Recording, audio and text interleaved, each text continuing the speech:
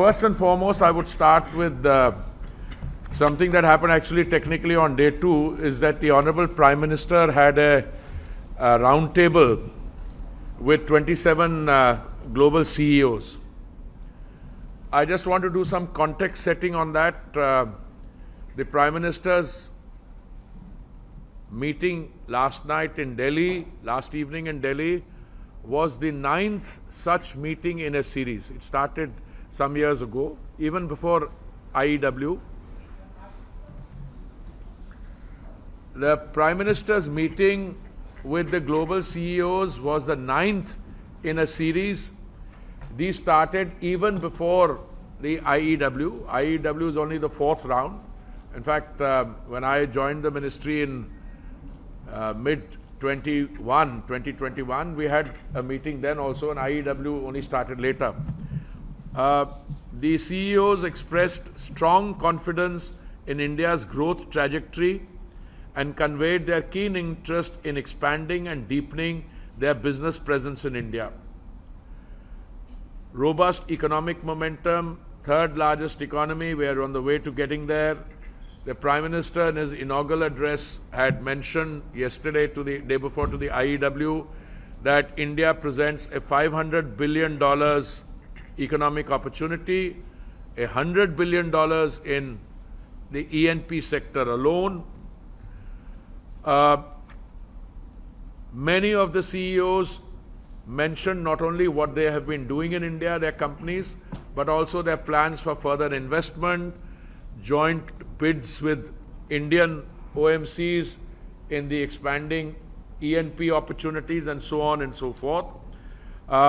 The Prime Minister called for innovation, collaboration, and deeper partnerships, reiterating that India stands ready as a reliable and trusted partner across the entire energy value chain.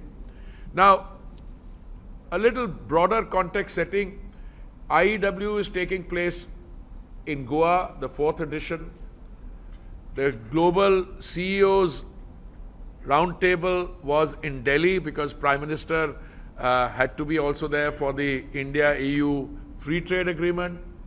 A few days earlier, he had hosted the President of the United Arab Emirates at a long one-on-one discussion also, apart from delegation level talks, intensifying cooperation there. As an example, I can mention that one of my colleagues, the HPCL, signed exchanged an agreement on import of natural gas from there.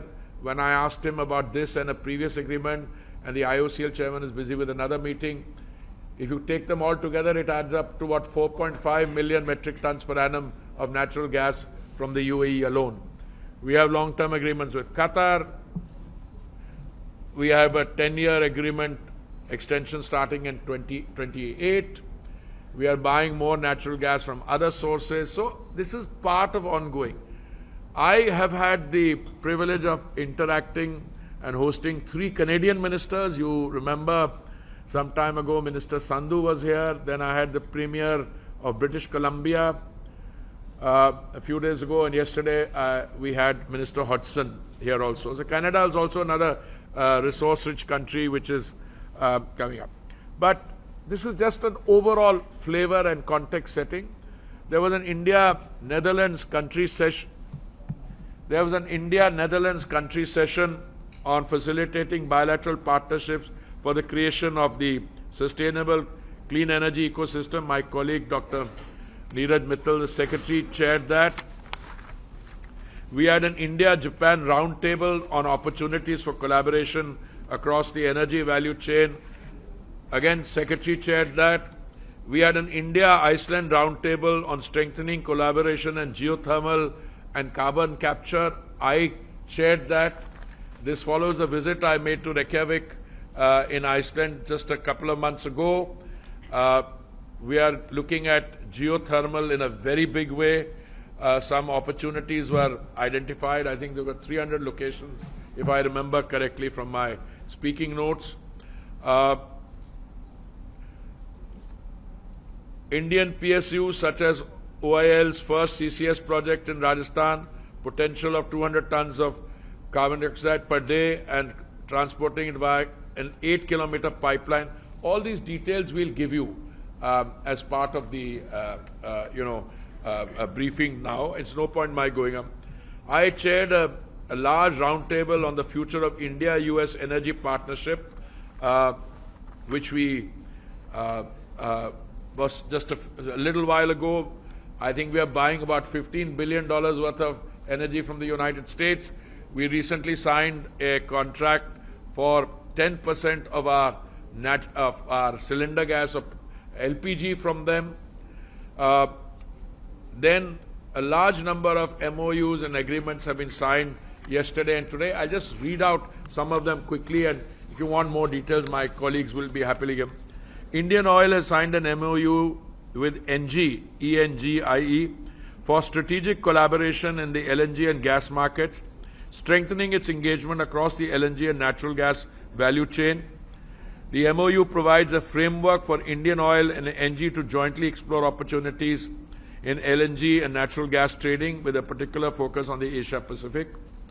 MOUs were signed among OIL, NRL, and Total Energies for collaboration to exchange LNG market knowledge, explore long-term LNG sources. HPCL and Thermax Limited signed an MOU for joint development and commercialization of clean and new energy. BPCL has signed MOUs with logistics companies DHL and Delivery to convert their diesel fleets to LNG. BPCL and Praj have signed a commercial agreement. There was a 2-day conference on CBG. I shall come to that in a minute. You know, fueling cars like Lamborghinis and Ferraris because it has that very high-octane gas dispenser. But I mean, it's giving you the range. I just want to share something on the 2-day conference on developing the Indian CBG ecosystem. We had convened this high-level conference on 28th and 29th today. The key outcomes are presented, and based on this, my ministry will be coming up with a policy on CBG, I think, in a short time frame, which will work on and highlight the strong policy base already in place across the CBG value chain, financial assistance for biomass aggregation machinery, scheme for development of pipeline infrastructure, central financing, Govardhan, market development assistance for FOM and LFOM and so on. On this occasion, Oil India also released a coffee table book on CBG which I did. I'm open for questions. I don't have too much of a constraint on time because we have to visit one pavilion. If it closes by 6 o'clock, then in any case we'll have to do it tomorrow. So I want all of you to please join us for a gala dinner and a fashion show where one of India's leading designers will be displaying attire made from recycled plastic. So it's both a fashion statement and it's also a technology statement. We can open the floor up. I think the lady here had asked for the floor. Please identify yourself and.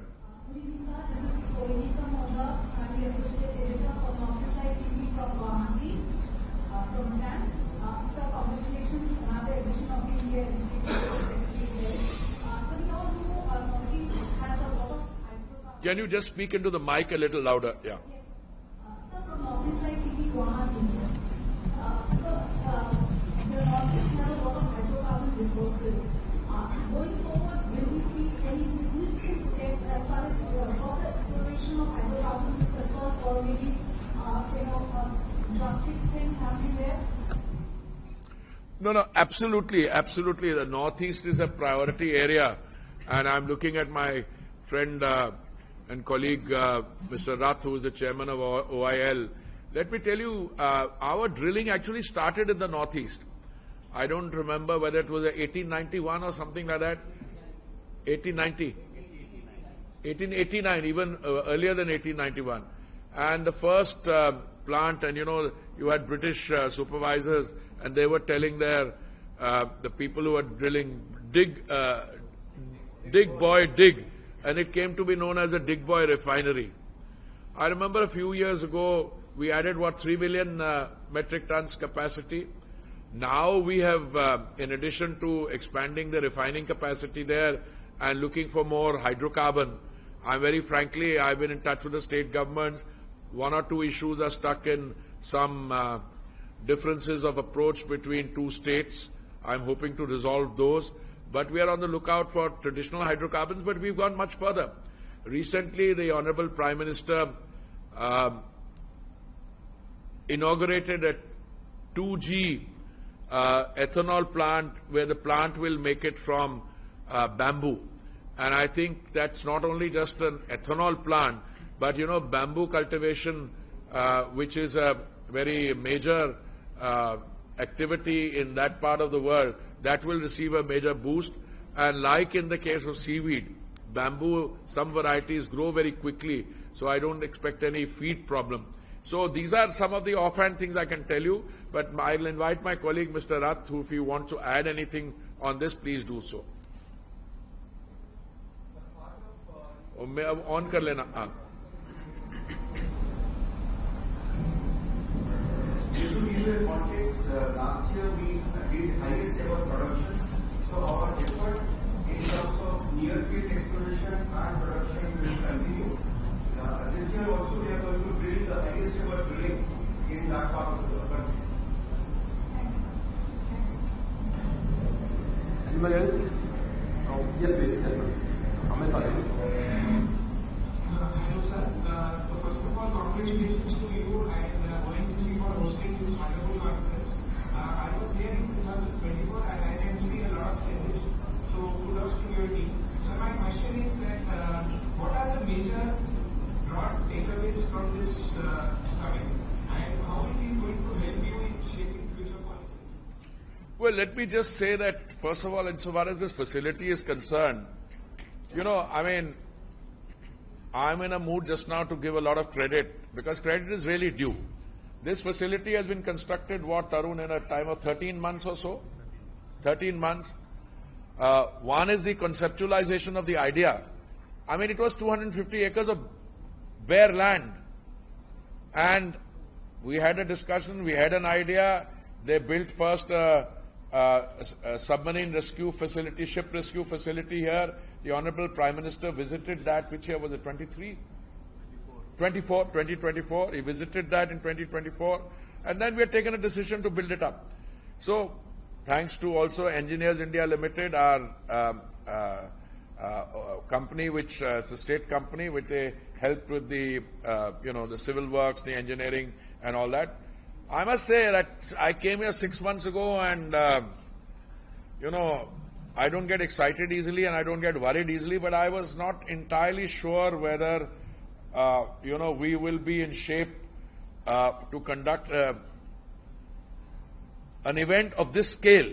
You know, when IEW started, it started very modestly, but now you are expecting 70,000 participants. I was checking with the CMD of ONGC. Your footfall every day is 15-20,000 footfall in a day.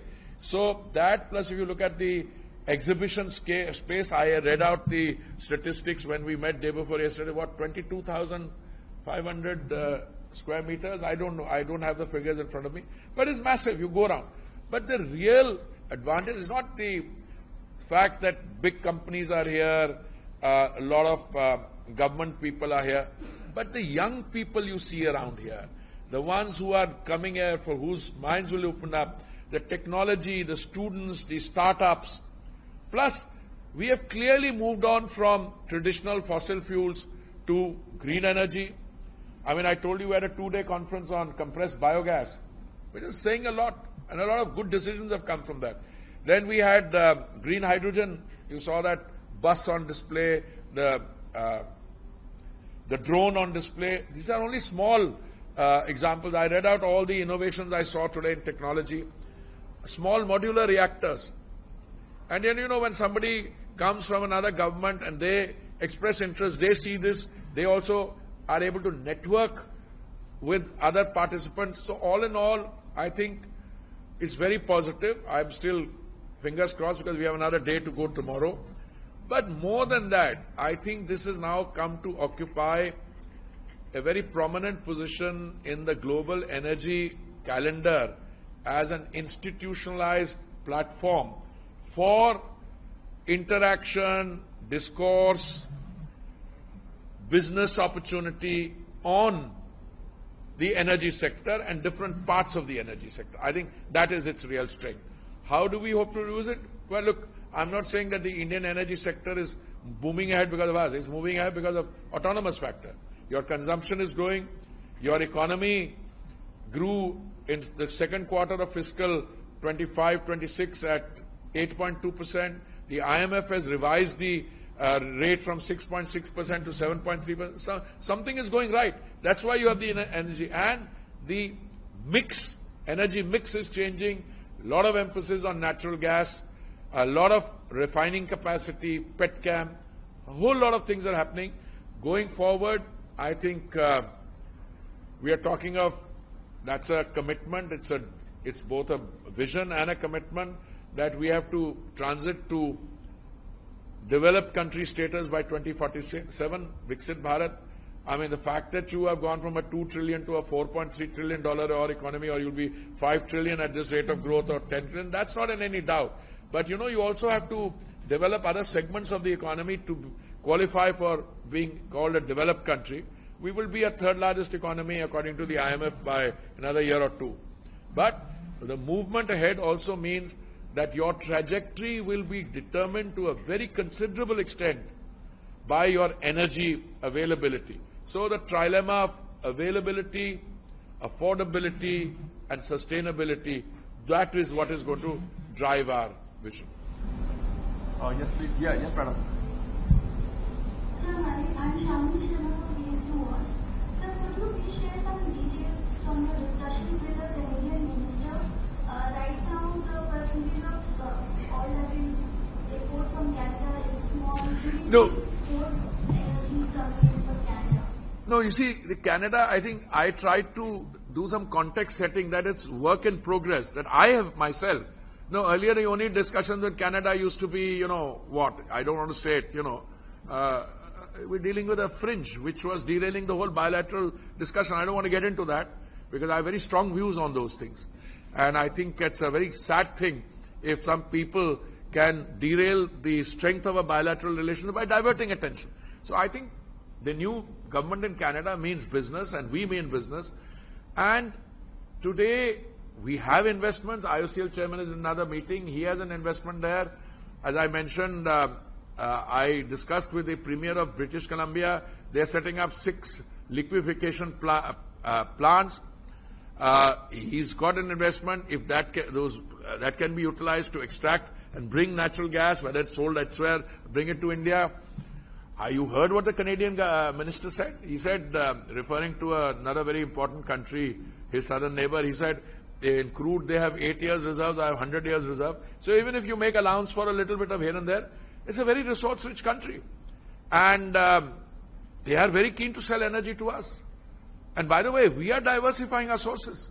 I mean, Guyana, Suriname, Brazil, a lot of energy coming from the northern sources. But more than that, I think this is a great platform, and I see ONGC signing a large number of agreements with companies all over the world. Is reflecting in his market cap. He's being a little modest, but all the others are doing well. So this is not just about coming to Goa. In fact, somebody said, you're working very hard. Are you enjoying Goa? I said, well, I slept at 3 in the morning, got up at 6:30. But what is satisfying is that you find activity taking place, so that the effort which, you know, ONGC put in to set this up, all the activity, all that is actually, you see results from that. Yes, please. And by the way, I should have said, this is work. I didn't come to the main point. The Canadian Prime Minister is coming to India. And on the energy front, critical minerals, which is one of the major preoccupation countries around the world have, they're already talking about substantial discussions and hopefully very positive outcomes in that area. My name is Raj. I'm coming from Tamil Nadu. And can you share me a few words about the future projects aligned for Tamil Nadu? What about projects for Tamil Nadu? They are not giving permission for the... No, I'm glad you asked the question, because I'm very keen on Tamil Nadu's full potential being explored. I was, in fact, in Coimbatore and Chennai, I think just a week or 10 days ago, and they have a refinery there. So a lot of very profitable, lucrative projects are pending approval by the state government of Tamil Nadu, because I think some state governments have some reservation. Maybe they're not fully familiar with the kind of benefits that flow. I know my colleague Arun had invested 1,000 crores in another state on the eastern part of the country. They spent 1,000 crores, but the permission for the petroleum mining leases were not forthcoming. And then one of my colleagues asked a lot of questions in Parliament, and I also came on strong. But ultimately, I think those approvals have now come. Look, India is resource rich. India has both onshore and offshore facilities. Now, in the case of Tamil Nadu, sometimes I get a little worried. They ask, what's going to happen? Look, the bids will have to be evaluated from environmental clearance. And there is no question that, you see, so when we got all the clearances, then we will go forward. I don't have the precise details with me, but I've answered start questions in Parliament, and I'm sure my colleagues, Aisha, you make sure that the details are shared. Thank you very much. Thank you. I think band kare aur koi hai. Anyone else? I think everybody's quite happy. They want to go to the gala dinner, so don't stretch the press conference beyond point. Are we doing a press conference tomorrow or no? Tomorrow not necessarily, because we have the closing. But listen, guys, keep in touch. Any information on any sector of activity that took place here, I have already instructed the organizers that in real time they will make it available. Thank you very much and have a fun evening.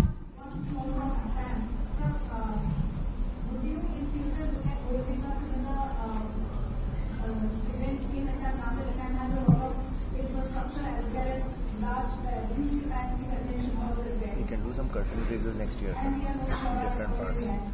No, basically, Ranjit, please, because I may not have got the full question. She's talking about events in Assam. Similar events. Absolutely. No, what my secretary was telling me, but I wanted to be sure that that's the question. Look, we've had events in Assam. We had PM inaugurated the Numaligarh refinery with 2G. But look, the Chief Minister of Assam is a friend of mine. We collaborate. When they asked for expansion of refinery capacity, all that we agree. So let's schedule an event. We'll be doing events there. Maybe not on this scale, because, you know, last time when we did an event, I remember even there, although it has very good infrastructure in terms of hotels, it fell short. So we will do timely event, but we do it throughout the country, as my colleague was saying. It's not just one part, but Northeast has always been a priority, especially with the Modi government. You know, we have a system where all cabinet ministers visit the Northeast every month. I mean, because of other activities, you're not able to call, but the focus on the Northeast is very strong. Thank you. Thank you very much.